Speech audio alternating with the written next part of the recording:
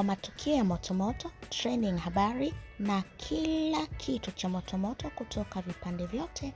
Subscribe hapa. So it's random, you know, that I come here to air a few things or correct a few things or just give clarity about certain things. I've been seeing a lot of things and I was like, you know what, I'm gonna say something, I'm gonna speak. There's a lot of miserable people out there who will never be happy no matter what you do, okay? No matter what you do, okay? That is why I'm always doing what I want. Not what you want, not what the public says, what the public wants, but what Zari wants. You know, I have my dreams. I have a lot of things that I want as a person. And if I ever sat down to think, oh my God, somebody say they don't like this blue hair, I should do pink. Another person wants platinum hair, which is grayish. Another one's blonde. I'm going to have all types of colors on my head of hair because people have. I had to lower my music because I really want us to be very clear about one thing. Myself and she keep getting me card, obviously, sat well with a lot of people, but there's always a certain group of people that will project their misery onto me. I'm a very happy person. Naturally, I'm a happy person. I am overblessed, too stressed to worry about what's going on in your life, but you are 101% invested in my life. And I mean, if you've been out there saying a lot of shit about me, this is what I have to say back to you, okay? I did not get, she didn't wake up to nikah me because there's so much pressure, because someone somewhere in another country got married. Zari's under pressure. I think last year, jokingly, my husband said, I'm gonna marry you. It was a joke, you know. And that's why people are always saying, be careful what you manifest, you know, watch your tongue. It's like, I'm gonna marry you. Damn, Snapchat must be longer. So jokingly, he says, you know what, I'm gonna marry you next year. And we made a video about it. It was on Snapchat. It's just like a joke. And this year he comes to South Africa, it's during Ramadan, and it's like, I'm gonna marry you. And I've been talking to people in the community, the sheikhs. I'm like, wait, that is like, have you even thought about this? I thought it's like, I'm gonna marry you. And I'm like, okay. 1, 2, 3, before I know it, he's spoken to the sheikhs. The date has been set, and this is in a period of 24, 48 hours, somewhere there. Yeah, that's why I wasn't ready. I didn't have anything very special to wear. I just got onto my habaya, whatever it is. Bam! We're off to get married. I got nikah. It's not a competition. It's never a competition.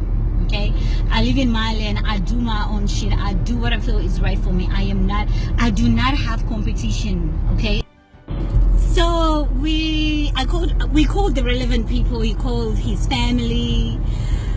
I spoke to my family and I'm like, okay, this is what's going down. They're like, are you sure? Are you ready? Do you really love him? Do you want to be with this person? I'm like, yeah, we're good. Like, you know, he's really, my eyes teared because of mascara, you know. Yeah, but I'm looking pretty. So before I know it, everything is in place and we got nikah. It's not because of pressure. I'm not competing with anyone. So just because somewhere in another country got married, no more people are gonna get married? Or was that the first person to get married? Or just because Zari now got nikah, no more people should be nikah? So if another East African babe gets nikah today, oh, you copying Zari? Why is it when it comes to me, it's always an issue? People have been married before. People have been nikah before. But when it comes to Zari, when it comes to me, when it comes to Zarina me, it's always an issue, okay? People always are like, oh, she's doing it because, oh, she's... Don't you think that I'm actually living my life, my dream? Like, I've got my shit together, run my own companies, raising my kids beautifully. I'm very, very, very established. I'm very successful. I do charity. Don't you think I'm really living my life?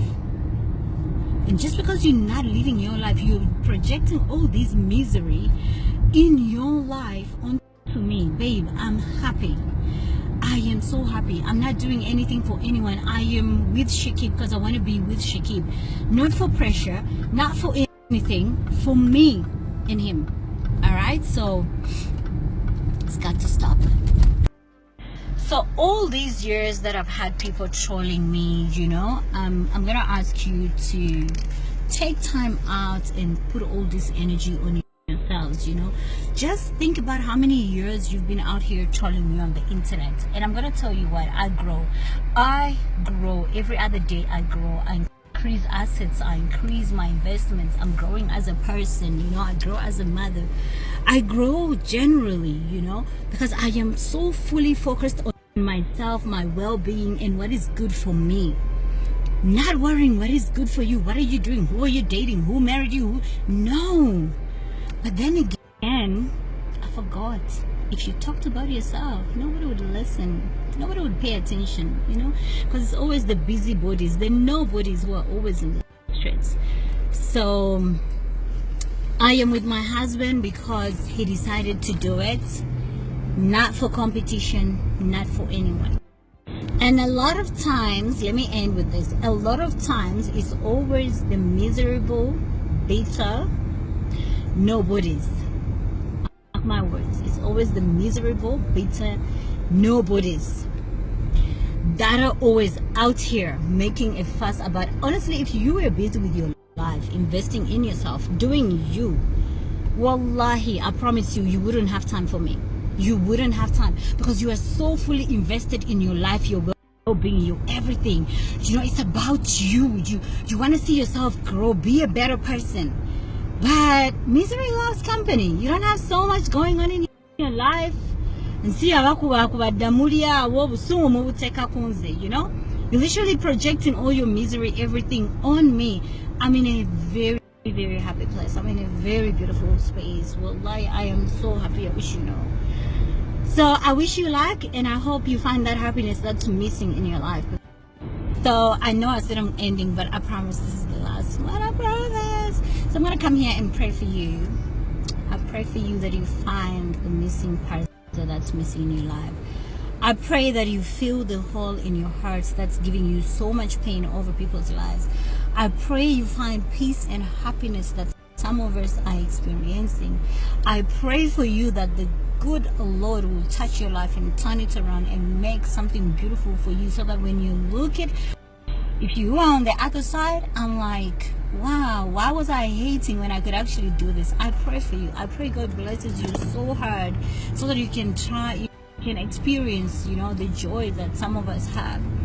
I pray that that space is filled. It's a hole. It's a hole that is very untreatable. But prayer can heal such things. I'm praying for you. No offense. I love you back.